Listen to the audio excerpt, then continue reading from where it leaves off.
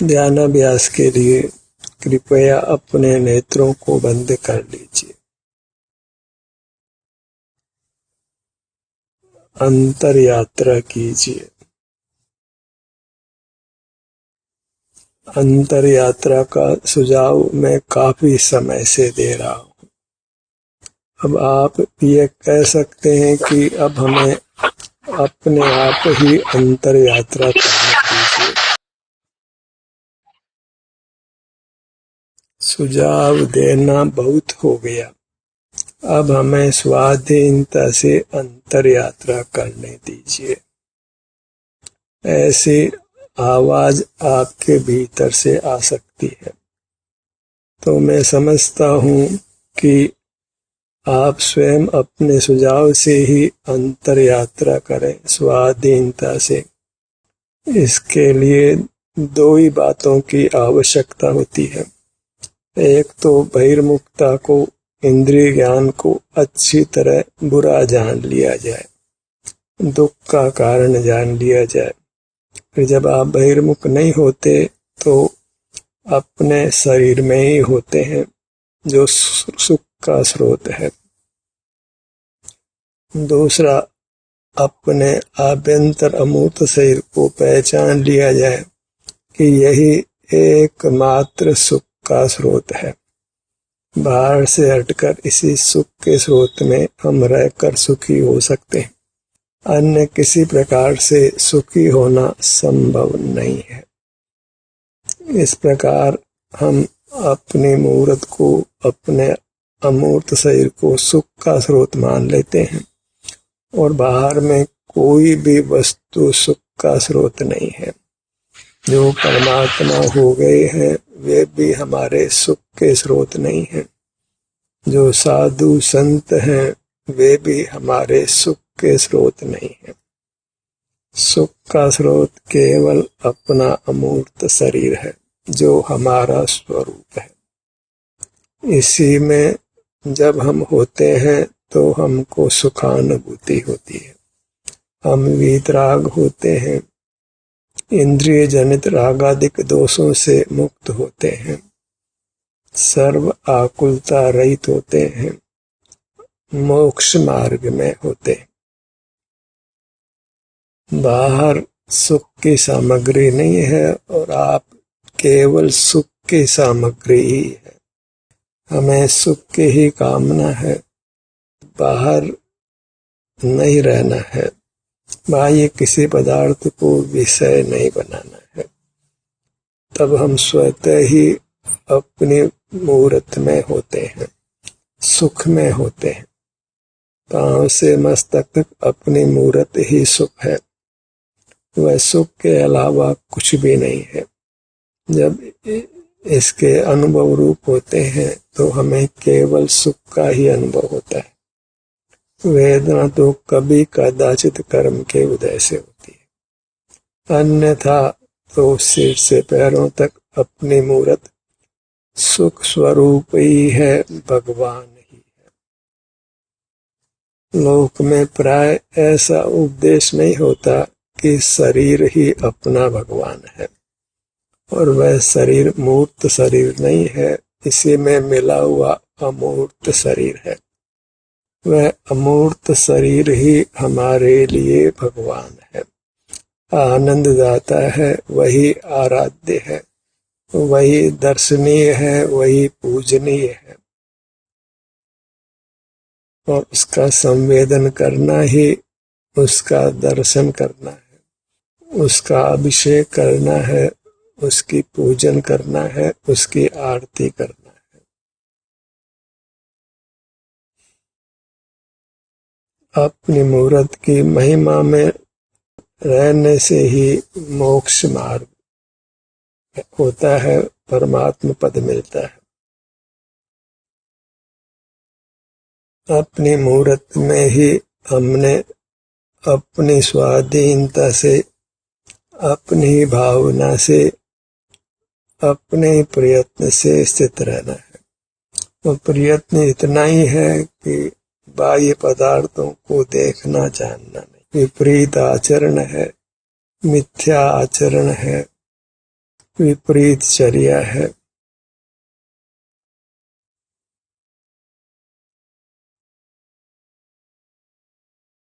बाह्य जीवन को ही हमने समाप्त करना है, क्योंकि वही संसार का स्वरूप है, दुख का स्वरूप है। अपनी मूर्त में ही एकाकार होना है, तो पर्याय भगवान में मिल गई। अन्य मतों में यह कहते हैं कि जीव आयु पूरी कर भगवान में मिल जाता है। हमें तो आयु रहते ही अपनी मूर्त जो भगवान है उसमें मिल जाना है। कल का वादा नहीं है, आज ही भगवान में मिल जाना है, एक हो जाना है। पर्याय पर्याय में प्रभुता हो।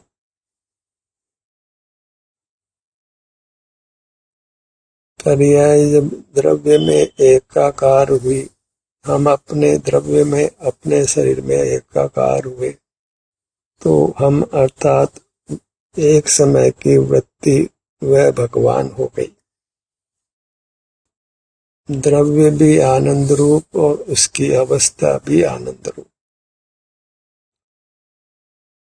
द्रव्य भी परमात्मा और पर्याय भी परमात्मा। अब जग से कोई काम नहीं, जग से नाता पूरी तरह टूट गया, जग से संबंध टूट गया, तो फिर कोई बंधन नहीं रहा। संबंध नाम ही बंधन का है। मेरा पर से कभी कोई संबंध हो सकता ही नहीं है, केवल मुंह से कल्पना मात्र होती है। उस कल्पना से ही हम नाना दुख भोगते। उस कल्पना को मिटाने के लिए बस अपनी मूर्त में रहना है, अर्थात इंद्रिय ज्ञान का निरोध करना है। इंद्रिय ज्ञान का निरोध करना कहें कि अपनी मूर्त में रहना कहें, दोनों एकार्थक हैं। नूतन पर्याय का उत्पाद कहें कि पूर्व पर्याय का व्यय कहें, दोनों का एक ही अर्थ है, क्योंकि दोनों एक समय में होते हैं, एक साथ होते हैं। उत्पाद और व्यय का एक काल है, समकाल है। ऐसे इंद्रिय ज्ञान का निरोध और स्व संवेदन का एक ही काल है। अब उसे इंद्रिय ज्ञान का निरोध कहें कि स्व संवेदन कहें, इस पक्षपात में नहीं पड़ना है। जो इंद्रिय ज्ञान का निरोध है वही स्व संवेदन है, जो स्व संवेदन है वही इंद्रिय ज्ञान का निरोध है। एक ही भाव के दो नाम हैं। पर की ओर से उसको इंद्रिय ज्ञान का निरोध कहते हैं, स्व की ओर से उसको स्व संवेदन कहते हैं, और दोनों का एक ही काल है। दिन का अस्त होना और रात्रि का होना एक ही काल है। पुत्र का होना और पिता का होना एक ही काल है। स्वानुभव होना कि इंद्रिय जय होना दोनों का एक ही काल है। संसार का व्यय होना और मोक्ष का उत्पाद होना दोनों का एक ही काल है। इसमें कुछ भी विवाद करना योग्य नहीं है। जहाँ इंद्रिय ज्ञान का निषेध है वहीं स्व संवेदन का विधान है। निषेध और विधान का समकाल है, इसमें कुछ भी विवाद करना योग्य नहीं है। और इनका होना ही मोक्ष का मार्ग है, और यह सब कुछ स्वाधीनता से होता है।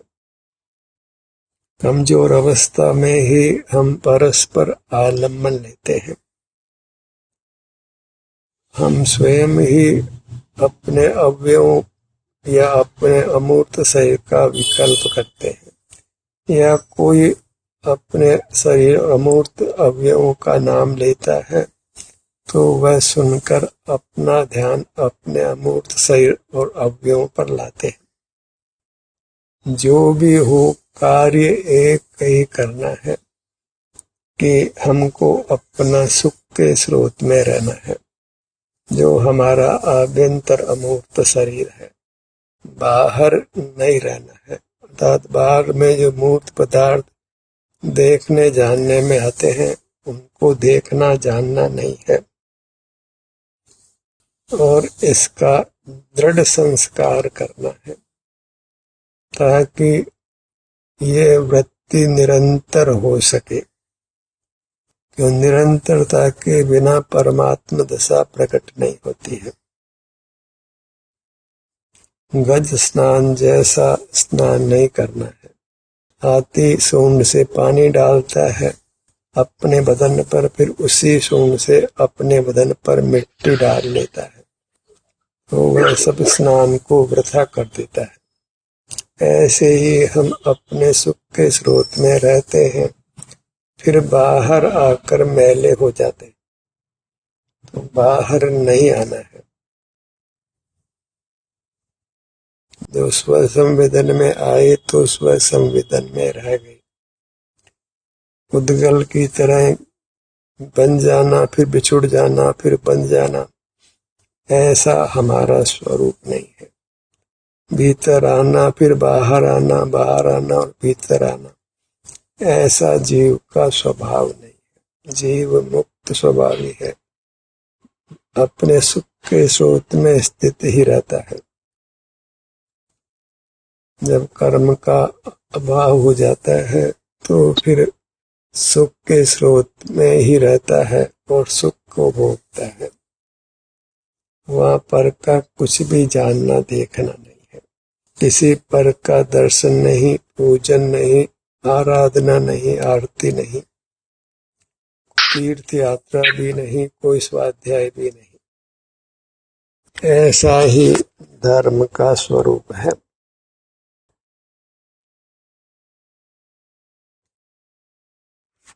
अपनी मूर्त में रहना वही धर्म है, और वह तभी संभव है जब हम अपनी मूर्त से विमुख नहीं हो, अर्थात मूर्त पदार्थों को देखने जानने रूप नहीं रहे।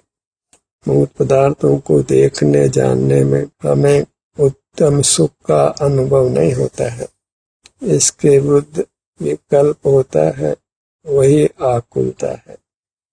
राग द्वेष की वृत्ति होती है और हम बाहर खो जाते हैं, अपनी मूर्त का विस्मरण हो जाता है, संवेदन नहीं होता है, सुख के स्रोत को हम ही छोड़ देते हैं। इंद्रिय ज्ञान में आकर हम स्वयं में सुख के स्रोत को, सुख के खजाने को छोड़ देते हैं। कोई बलपूर्वक हमको छुड़ाता नहीं है, हम स्वयं ही सुख के स्रोत को छोड़ देते हैं और सुख रहित हो जाते हैं, दुखी हो जाते हैं।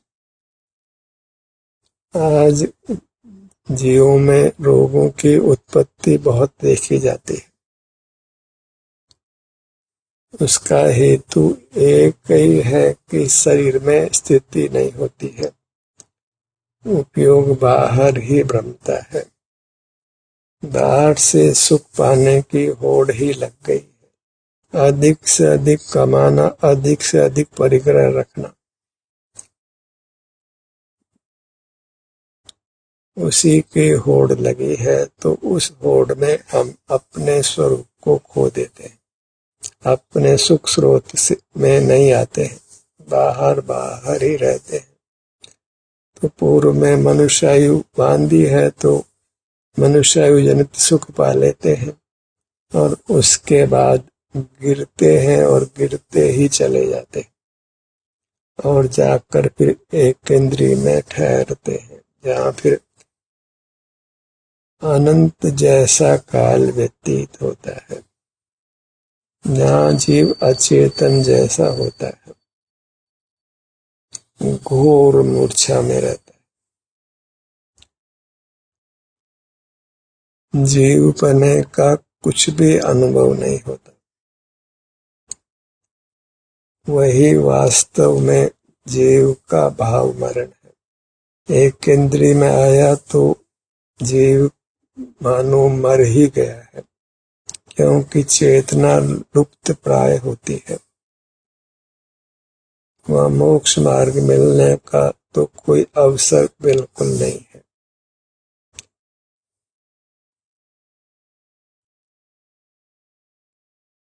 फिर सोता ही रहता है, निद्रा टूटती ही नहीं है, प्रमाद में ही जबरन बना रहना होता है।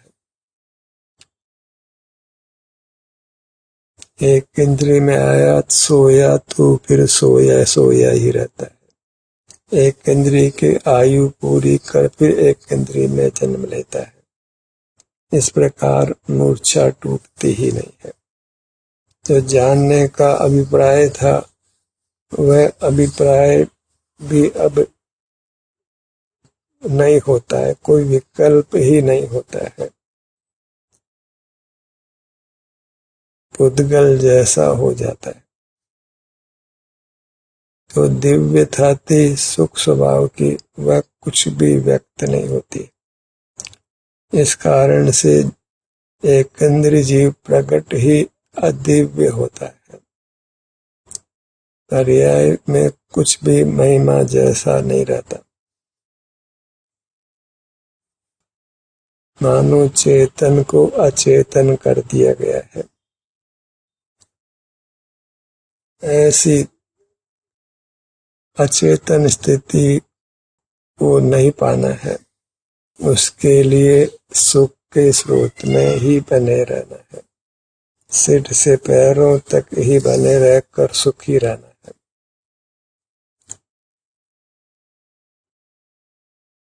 बहिर्मुखता में इंद्रिय ज्ञान होता है तो वह कोई गुण नहीं है, वह महान अवगुण है, निंद्य भाव है। उसमें मोक्ष का अंश बना बिल्कुल नहीं घटता है, वह मोक्ष के ठीक विपरीत है। परमात्मा जिनेंद्र है, कुछ भी मूर्त पदार्थों का ज्ञान नहीं होता है और हम निरंतर मूर्त पदार्थों को ही देखते जानते रहते हैं। तो भगवान से ठीक विपरीत हमारा जीवन है। भगवान की प्रतिमा स्थापित कर लेते हैं, तथापि इंद्रिय ज्ञान की निंदता भाषित नहीं होती है। इंद्रिय ज्ञान को छोड़ने का प्रयत्न नहीं होता है। सुख के स्रोत में हम स्थित होने का प्रयत्न नहीं करते। सिर से पैरों तक ही बने रहना होता है और हम बाहर ही बने रहते हैं। अब तो कोई देश का भी परिमाण नहीं रहा। नाना विदेशों में भ्रमण करने लगे, जानने की इच्छा अनंत जैसी हो गई है। जानने में बाहर ही बाहर रहता है, अर्थात सुख के स्रोत से युक्त नहीं होता है, अपने से युक्त नहीं होता है, बहिर्मुखता को छोड़ता नहीं। बाहर ही ज्ञान अर्जित करने का, विषय सुख पाने का रात दिन प्रयत्न करता है। अपने मुखमंडल को लक्ष्य में लीजिए।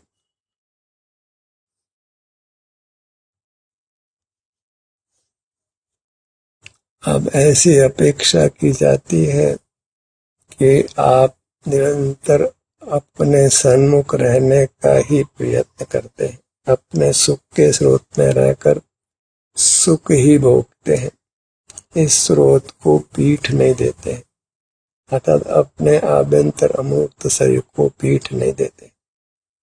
इसी से युक्त रहना वही परमात्मा की सेवा उपासना करना है। ललाट का भाग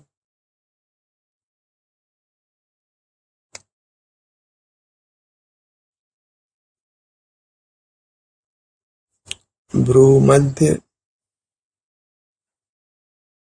कितने ही ध्यानार्थी भ्रूमध्य में किसी प्रकाश की कल्पना करते हैं।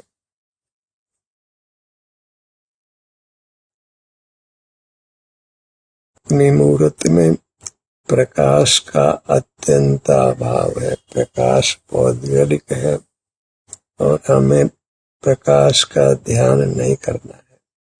प्रथम तो अपने विभिन्न अवयवों में, अमूर्त अवयवों में प्रकाश होता ही नहीं है। जब हम बाहर से मुख मोड़ लेते हैं तो प्रकाश से भी मुंह मोड़ते हैं, क्योंकि प्रकाश बाहर है, अपने भीतर प्रकाश नहीं है। अपने भीतर तो अतीन्द्रिय सुख का खजाना है। नासिका भाग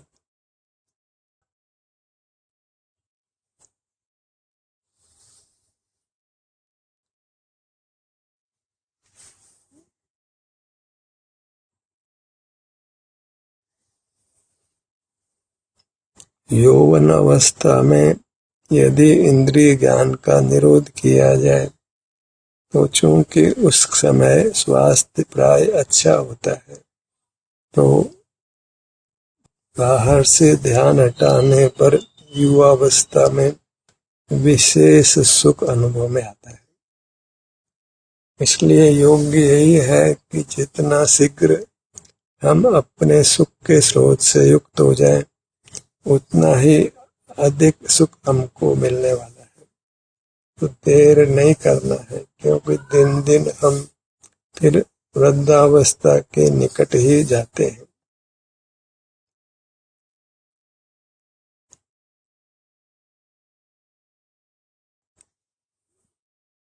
आगे आगे उत्तरोत्तर शारीरिक बल कम ही होता जाता है।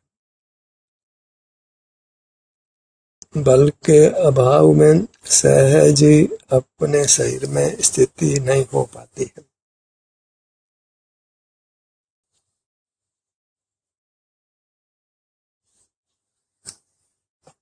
स्वस्थ व्यक्ति ही अपने शरीर में भली प्रकार स्थित हो पाता है।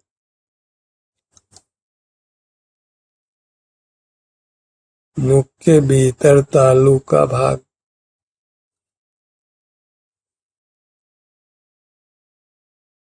दोनों होठ, ठुड्डी, दोनों गाल, ये नाम मूर्त अवयवों के भी हैं और अपने अमूर्त अवयवों के भी। तो हमारा प्रयोजन मात्र अपने अमूर्त अवयवों से है।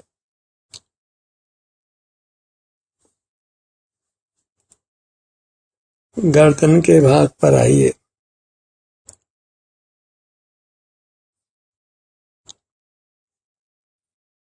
सुख के स्रोत में ठहर जाना है, ताकि सुख निरंतर अनुभव में आता रहे। बहिर्मुख होकर राग द्वेष में नहीं आना है, विकल्पों में नहीं आना है, आकुल व्याकुल नहीं होना है।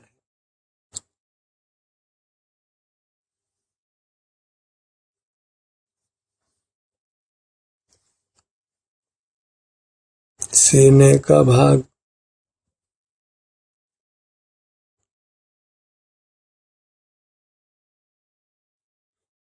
पेट का भाग,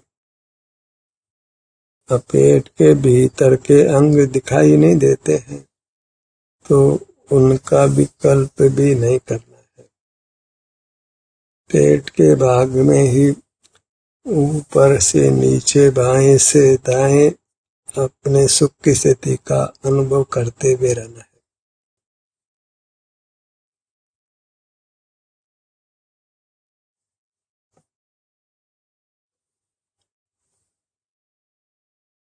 ध्यान परिचित का ही होता है, क्योंकि हमें भीतर के अवयवों का परिचय नहीं है, तो उनका ध्यान करने का प्रयत्न भी नहीं करना है।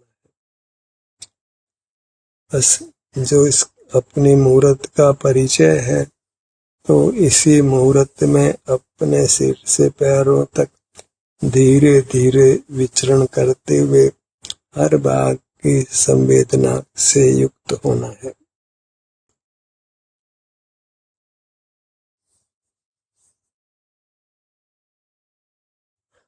दाहिनी भुजा पर आइए।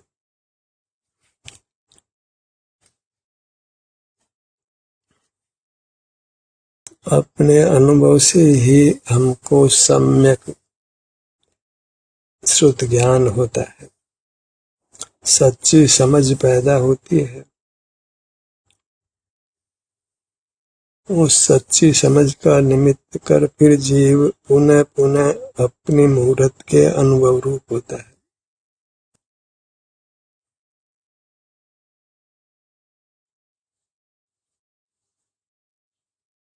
अपनी मूर्त के अनुभव से जो अद्भुत शांति हम भोग लेते हैं, उत्तम स्वास्थ्य की स्थिति को भोग लेते हैं, तो उसका रस पड़ता है, जिससे फिर हम बिना अधिक प्रयत्न किए ही अपने शरीर से युक्त होकर सुख का आस्वादन करते हैं।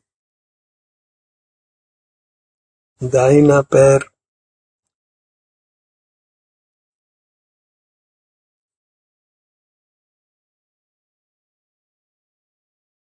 दाहिना चरण पर के चरणों की आराधना हमने की है, पर के चरण का स्पर्श भी किया है। अब अपने चरणों का संवेदन रूप अनुभव कीजिए।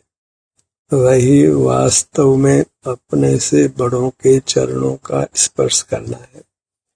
पर्याय के लिए अपना द्रव्य बड़ा है, तो वही आराध्य है, सेव्य है, तो अपनी मूर्त से युक्त रहना वही परमात्मा की उपासना है।